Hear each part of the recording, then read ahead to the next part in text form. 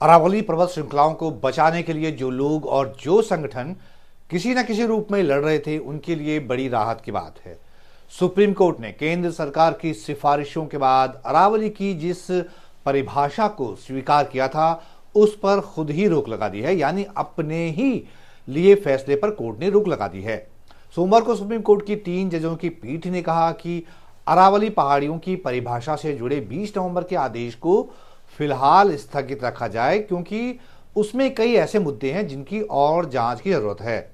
Supreme court ने अरावली पहाड़ियों की परिभाषा को लेकर पहले बनी सभी समितियों की सिफारिशों का आकलन करने के लिए एक नई हाई लेवल कमेटी का गठन करने का प्रस्ताव भी दिया है।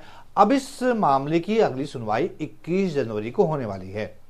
अरावली पहाड़ियों की नई परिभाषा को लेकर विवाद होने के बाद सुप्रीम कोर्ट ने सो मोटो लेते हुए सोमवार को इस मामले पर सुनवाई की।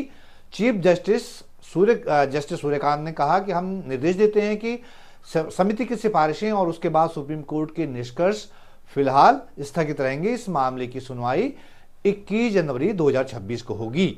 हाल ही में सुप्रीम कोर्ट के अरावली पहाड़ियों की परिभाषा बदलने के बाद लगभग पूरे उत्तर भारत में विरोध प्रदर्शन शुरू हो गए थे। अरावली की अहमियत इसलिए भी है क्योंकि ये दुनिया की सबसे पुरानी पहाड़ियां मानी जाती हैं और ये पर्वतमाला राजस्थान, हरियाणा, गुजरात और राजधानी दिल्ली तक फैली हुई है।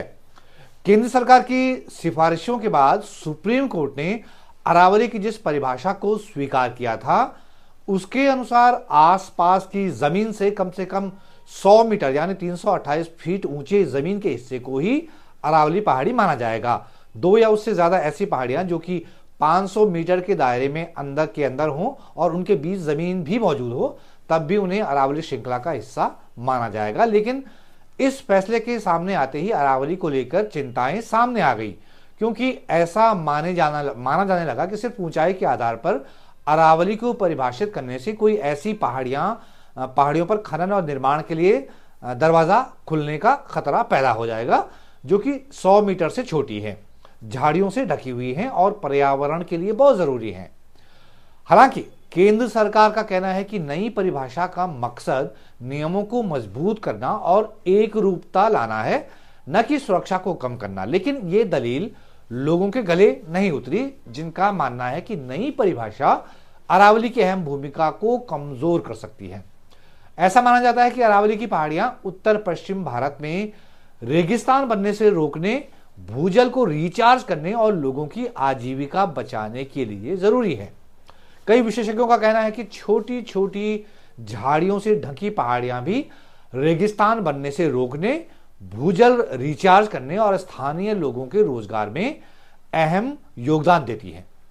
पर्यावरण कार्यकर्ता मांग कर रहे हैं कि सरकार अरावली क्षेत्रों को वैज्ञानिक मानकों से परिभाषित करे, जिसमें उसका भूगोल, उसका पर्यावरण, वन्य जीव संपर्क और जलवायु संघर्ष क्षमता भी शामिल हो, क्योंकि अदालत की नई परिभाषा से खनन, निर्माण और व्यावसायिक गतिविधियों को बढ़ावा मिल सकता है, जिससे इकोसिस्टम को नुकसान पहुंचने का खतरा बढ़ जाएगा।